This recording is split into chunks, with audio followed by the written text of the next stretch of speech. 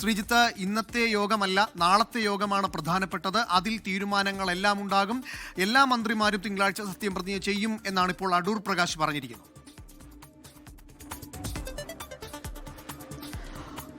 UDF യോഗത്തിൽ ഇന്ന് മറ്റ് പ്രധാനപ്പെട്ട നടപടികളൊന്നുമില്ല. ഇന്ന് കക്ഷി നേതാവായി തിരഞ്ഞെടുക്കപ്പെട്ട VD സതീശനെ അഭിനന്ദിക്കുകയും മറ്റ് അനൗപചാരികമായ ചില സംഭാഷണങ്ങൾ മാത്രമാണ് ഉണ്ടായത്. UDFിൻ്റെ മന്ത്രിമാർ ആരൊക്കെയാണെന്ന കാര്യത്തിൽ, അതായത് ഓരോ ഘടകകക്ഷികൾക്കും എത്ര മന്ത്രിസ്ഥാനം വീതം ലഭിക്കുമെന്ന കാര്യത്തിൽ ഏതാണ്ട് ധാരണയായി കഴിഞ്ഞു.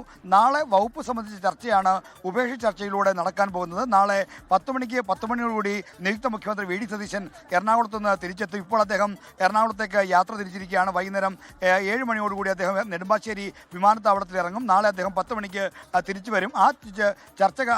നാളെ തിരിച്ചു വന്ന ശേഷമുള്ള ചർച്ചയാണ് ഉഭയകക്ഷി ചർച്ച. എല്ലാ ഘടകകക്ഷികളുമായിട്ടും അവർക്ക് ഏതൊക്കെ വകുപ്പാണ് നൽകാൻ സാധിക്കുക എന്നത് സംബന്ധിച്ച ആലോചനയാണ് നാളത്തെ ചർച്ച. അല്ലാതെ എത്ര മന്ത്രിസ്ഥാനം സംബന്ധിച്ച് ഓൾമോസ്റ്റ് എല്ലാം കഴിഞ്ഞു എന്നാണ് ഇപ്പോൾ അല്പം മുമ്പ് RSPയുടെ സെക്രട്ടേറിയറ്റ് അംഗം, ദേശീയ സെക്രട്ടേറിയറ്റ് അംഗം NK പ്രേമേന്ദ്രൻ നമ്മളോട് പറഞ്ഞിരിക്കുന്നത്. അദ്ദേഹം പറഞ്ഞ കാര്യം ഈ എല്ലാ കാര്യങ്ങളും സെറ്റ് ചെയ്തു. ഓരോ ഘടകകക്ഷികൾക്കും എത്ര മന്ത്രിസ്ഥാനം വീതം നൽകാമെന്ന കാര്യത്തിൽ ഇനി ആശയക്കുഴപ്പത്തിൻ്റെ പ്രശ്നമില്ല. എന്നാൽ വകുപ്പുമായി ബന്ധപ്പെട്ട കാര്യങ്ങൾ ഏതൊക്കെയാണെന്ന കാര്യമാണ് നാളത്തെ പ്രത്യേകമായുള്ള ചർച്ചയിൽ നടക്കാൻ പോകുന്നത്. മറ്റ് പ്രശ്നങ്ങളൊന്നുമില്ലാതെ രമ്യമായി തന്നെ ഈ പ്രശ്നങ്ങളെല്ലാം പരിഹരിക്കാവുന്ന നിലയിലാണ്. അത്തരത്തിൽ തർക്കവിതർക്കങ്ങളുടെ ഒരു അന്തരീക്ഷമില്ല എന്ന കാര്യമാണ് ചൂണ്ടിക്കാണിക്കുന്നത്. എന്തായാലും ഇനി കോൺഗ്രസ് മന്ത്രിമാരെ സംബന്ധിച്ച ചർച്ച, വകുപ്പ് കോൺഗ്രസ് ഏതൊക്കെ പത്രക്കാരെ അതെ അങ്ങനെയല്ലേ പറഞ്ഞത്. അതെ, അല്ല കൺവീനർ പത്രസമ്മേളനം വെച്ചിട്ടുണ്ട്. നാളെ ഡിസ്കഷനുണ്ട്. കക്ഷി നേതാക്കളായിട്ട് നമ്മുടെ ഓരോ വകുപ്പുകളെയും കുറിച്ചൊക്കെ പറയണ്ടേ. അത് പ്രതിപക്ഷ നേതാവ് മുഖ്യമന്ത്രി അത് എല്ലാവരെയും കാണും. പഠൻ അതൊക്കെ നാളെ നിങ്ങളോട് അവർ പറയും. ഞാനല്ല അത് പറയാനുള്ള അതോറിറ്റി. ഇല്ല, ഇന്നിപ്പോൾ ഫോർമലായിട്ട് നമ്മൾ ഉദാഹരണം പറഞ്ഞാൽ UDF ആദ്യമായിട്ട് കൂടുകയല്ലേ. ആദ്യമായിട്ട് കൂടി അത് KPCC പ്രസിഡന്റ് അവരുടെ തീരുമാനം പറഞ്ഞു. എല്ലാവരും അത് എൻഡോഴ്സ് ചെയ്തു. അങ്ങനൊരു ഫോർമാലിറ്റിയാണ്. അപ്പോൾ 10 വർഷത്തിന് ശേഷമായതുകൊണ്ട് എല്ലാവർക്കും ചെറിയൊരു അപരിചിതത്വമുണ്ട്. അങ്ങനെ ആവാലോ. 18-ാം തീയതി 10 മണിക്കാണ് ഇതൊക്കെ പറയാൻ. കൺവീനർ ഇപ്പോൾ അവിടെ മീറ്റിംഗ് വിളിച്ചിട്ടുണ്ടല്ലോ. അദ്ദേഹത്തിന് ഓക്കെ ഫുൾ ക്യാബിനറ്റ് ആണ്. ഇനി എന്താ ചോദിക്കാനുള്ളത്? അതേ അല്ലെങ്കിൽ ഇല്ല, വകുപ്പ് സംബന്ധിച്ചൊക്കെ നാളെ ഉള്ള ചർച്ച വെച്ചിട്ടുണ്ട്. എല്ലാ പാർട്ടികളുമായിട്ടും ചർച്ചയുണ്ടാവും. ഇന്നിപ്പോൾ അതിനെക്കുറിച്ചുള്ള ചർച്ചയില്ല.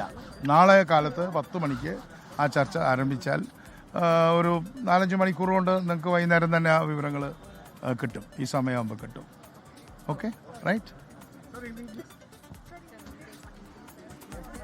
CP ജോൺ മാധ്യമങ്ങളെ കാണുകയായിരുന്നു. ശ്രീജിത്ത് ഒരിക്കൽ കൂടി ചേരുന്നുണ്ട്. ശ്രീജിത്ത്, ഈ പറഞ്ഞതുപോലെ ഘടകകക്ഷികൾക്ക് കൃത്യമായി അവർക്ക് അവകാശപ്പെട്ട അല്ലെങ്കിൽ അവർ ആവശ്യപ്പെടുന്ന രീതിയിലേക്ക് ഈ മന്ത്രിസ്ഥാനങ്ങൾ നൽകാൻ പറ്റുമോ എന്നതാണ് ഏറ്റവും പ്രധാനപ്പെട്ട കാര്യം. PJ ജോസഫ് ഇന്നും പറഞ്ഞിട്ടുണ്ട് 2 സീറ്റിന് അല്ലെങ്കിൽ 2 മന്ത്രിസ്ഥാനത്തിന് അർഹതയുണ്ട് എന്ന് PJ ജോസഫ് ഇന്നും പറഞ്ഞിട്ടുണ്ട്.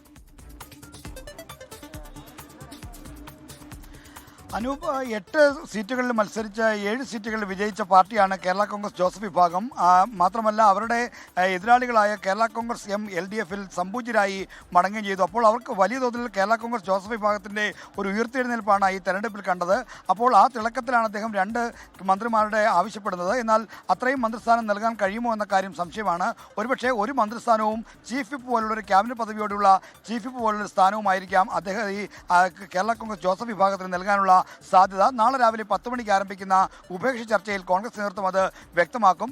ലീഗിന് 5 മന്ത്രിസ്ഥാനം എന്ന കാര്യം ഏതാണ്ട് ഉറപ്പാണ്. അവർ 5 മന്ത്രിസ്ഥാനത്തിൽ ഉറച്ചു നിന്നാൽ ആ കാര്യം അവർ ആവശ്യപ്പെടുന്നത് പൂർണ്ണമായും അംഗീകരിക്കും. 2011 കൈകാര്യം ചെയ്തിരുന്ന വകുപ്പുകൾ തന്നെ ഈ തവണയും വേണമെന്ന് ലീഗ് ആവശ്യപ്പെടുന്നുണ്ട്. അതിൽ മറ്റു ചർച്ചകളുടെ കാര്യമില്ല എന്നാണ് അവർ പറയുന്നത്. അത് മുന്നണി നേതൃത്വം ഏതാണ്ട് അംഗീകരിച്ച നിലയിലാണ്. ബാക്കിയുള്ള ഘടകകക്ഷികൾക്ക് അത് കേരള കോൺഗ്രസ് ജോസഫ് വിഭാഗം ഇപ്പോൾ ആവശ്യപ്പെടുന്നത് പൊതുമരാമത്ത് വകുപ്പാണ്. ലീഗ് കൈകാര്യം ചെയ്യുന്ന വകുപ്പ് വകുപ്പായതുകൊണ്ട് അതിന് സാധ്യതയില്ല. അപ്പോൾ കേരള കോൺഗ്രസ് ജോസഫ് വിഭാഗത്തിന് മറ്റേത് വകുപ്പാണ് നൽകാൻ കഴിയുക എന്ന കാര്യമായിരിക്കും ചർച്ച ചെയ്യേണ്ട ഒരു കാര്യം. അതോടൊപ്പം തന്നെ CMPയുടെ ജനറൽ സെക്രട്ടറിയായി CP ജോൺ, RSPയുടെ മന്ത്രിയായി വരുന്ന ഷിബു ബേബി ജോൺ, അവർക്ക് നാളെ RSPയുടെ സംസ്ഥാന സെക്രട്ടേറിയറ്റും പാർലമെന്ററി പാർട്ടിയുമുണ്ട്. ഏത് വകുപ്പ് വേണമെന്ന കാര്യം ഈ ഉഭയ ചർച്ചയിൽ ആവശ്യപ്പെടണമെന്ന കാര്യം RSP നാളെ ചർച്ച ചെയ്ത് തീരുമാനിക്കും. എങ്കിൽ പോലും തൊഴിൽ വകുപ്പ് കഴിഞ്ഞ 2011 സർക്കാരിൽ കൈകാര്യം ചെയ്തിരുന്ന തൊഴിൽ വകുപ്പ് ഇനി വേണ്ട, തൊഴിൽ വകുപ്പിൽ ഒരു തൊഴിലുമില്ല എന്നാണ് ഷിബു ബേബി ജോൺ വളരെ തമാശയായിട്ട് പറയുന്നത്. അതുകൊണ്ട് തന്നെ തൊഴിൽ വകുപ്പ് വേണ്ട എന്നൊരു അഭിപ്രായം RSPക്കുണ്ട്. അതുകൊണ്ട് അത്തരം മറ്റേതൊക്കെ വകുപ്പുകളാണ് കൊടുക്കാൻ കഴിയുന്ന കാര്യം കോൺഗ്രസ് നേതൃത്വം ഒരു കൂടിയാലോചന ആദ്യം നടത്തും. അതിനുശേഷമായിരിക്കും ഉഭയ ചർച്ചയിൽ ഒരു നിലപാട് സ്വീകരിക്കുക. എന്തായാലും ശ്രീജിത്ത് തുടരുക. എന്തായാലും നാളെ ഘടകകക്ഷികളെ കാണുമ്പോൾ അത്തരത്തിൽ ഒരു തീരുമാനങ്ങളിലേക്ക് കൃത്യമായി എത്തും മന്ത്രിമാർ ആരൊക്കെ എന്നതിൽ നാളെ ഒരു തീരുമാനം ഉണ്ടാകും എന്ന് തന്നെയാണ് അറിയാൻ കഴിയുന്നത്. എന്തായാലും മന്ത്രിസഭയിൽ ചേരാൻ ഹൈക്കമാൻഡ് സമ്മർദ്ദം തുടരുമ്പോഴും വഴങ്ങാതെ രമേശ് ചെന്നിത്തല എന്നുള്ളതാണ് ഏറ്റവും പ്രധാനപ്പെട്ട കാര്യം. ഉപാധികളിൽ ഉറച്ച രമേശ് ചെന്നിത്തല എന്നുള്ള വാർത്ത വരുന്നുണ്ട്. നേരത്തെ നിയുക്ത മുഖ്യമന്ത്രി VD സതീശനും കേരളത്തിന് ചുമതലയുള്ള AICC ജനറൽ സെക്രട്ടറി ദീപാദാസ് മുൻഷിയും രമേശ് ചെന്നിത്തലയെ വീട്ടിലെത്തി കണ്ടിരുന്നു. ശ്രീജിത്ത് ചേരുന്നുണ്ട്. ശ്രീജിത്ത്, ഈ ചെന്നിത്തലയെ അനുനയിപ്പിക്കുക എന്നുള്ളതാണല്ലോ ഇനി ഈ കോൺഗ്രസിന് മുന്നിലുള്ള വലിയ വെല്ലുവിളി. ചെന്നിത്തലയുടെ ചില ആവശ്യങ്ങളുണ്ട്, ചെന്നിത്തല മുന്നോട്ട് വെച്ച വലിയ വലിയ ആവശ്യങ്ങളുണ്ട്. അതെല്ലാം അംഗീകരിച്ചുകൊണ്ട് ചെന്നിത്തലയെ മന്ത്രിസഭയിലേക്ക് എത്തിക്കുക എന്നുള്ളതാണ് വെല്ലുവിളി, അല്ലേ? അനൂപ്, മുഖ്യമന്ത്രി സ്ഥാനം സംബന്ധിച്ച തർക്കം പരിഹരിച്ച ശേഷം ഇപ്പോൾ കോൺഗ്രസിനും UDFനും മുന്നിലുള്ള വലിയ വെല്ലുവിളി രമേശ് ചെന്നിത്തലയെ അനുനയിപ്പിക്കുക എന്നത് തന്നെയാണ്. മുഖ്യമന്ത്രി സ്ഥാനത്തേക്ക് സാധ്യത കൽപ്പിക്കപ്പെട്ടിരുന്ന കേരളത്തിലെ ഏറ്റവും സീനിയർ നേതാവായ രമേശ് ചെന്നിത്തല മുഖ്യമന്ത്രി സ്ഥാനത്തിൽ നിന്ന് തഴയപ്പെട്ടതിൽ അദ്ദേഹത്തിന് വലിയ പ്രയാസവും ദുഃഖവുമുണ്ട്. അദ്ദേഹം ഇന്നലെ നിയമസഭാ കക്ഷി യോഗത്തിൽ പങ്കെടുക്കാതെ നേരെ ഗുരുവായൂർ സന്ദർശനത്തിന് പോയി. അപ്പോൾ അദ്ദേഹം ഒരു ചെറിയ പരിഭവം കൊണ്ടാണ് മാറി നിൽക്കുന്നത് എന്ന കാര്യം ഏതാണ്ട് വ്യക്തമാണ്. എങ്കിൽ പോലും അദ്ദേഹത്തെ അനുനയിപ്പിക്കാനുള്ള തീവ്ര ശ്രമങ്ങൾ നടത്തുന്നുണ്ട്. നിയുക്ത മുഖ്യമന്ത്രി VD സതീശൻ അദ്ദേഹത്തെ പോയി നേരിട്ട് കണ്ടിരുന്നു. അതോടൊപ്പം തന്നെ അദ്ദേഹത്തിൻ്റെ ഗ്രൂപ്പിലെ നേതാക്കന്മാരുമായി VD സതീശൻ പലതവണ ചർച്ച നടത്തി. ഒപ്പം തന്നെ കേരളത്തിന് ചുമതലയുള്ള AICC general secretary Deepa Das Munshi ഇപ്പോൾ രമേശ് ചെന്നിത്തലയുടെ ഫോണിലും നേരിട്ടുമൊക്കെ ചർച്ച നടത്തി. ആഭ്യന്തരം ഉൾപ്പെടെയുള്ള പ്രധാന വകുപ്പുകൾ അദ്ദേഹത്തിന് വാഗ്ദാനം ചെയ്തിട്ടുണ്ട്. എന്നാൽ ഇതുവരെയും അദ്ദേഹം മനസ്സ് തുറന്നിട്ടില്ല. അദ്ദേഹം തനിക്ക് മന്ത്രിസ്ഥാനം ലഭിച്ചില്ലെങ്കിലും തനിക്കൊപ്പമുള്ളവരുടെ കാര്യത്തിൽ ഒരു ഉറപ്പുകൾ വരുത്താനുള്ള ശ്രമം നടത്തുന്നു എന്ന് വേണമെങ്കിൽ പറയാം. എങ്കിലും വലിയ സമ്മർദ്ദമുണ്ടായിട്ടും ചെന്നിത്തല ഇതുവരെ വഴങ്ങിയിട്ടില്ല. അത്തരം ചർച്ചകളാണ് ഇനി നടക്കേണ്ടത്. അദ്ദേഹത്തെ അനുനയിപ്പിക്കാനുള്ള തീവ്ര ശ്രമം തുടരുകയാണ്.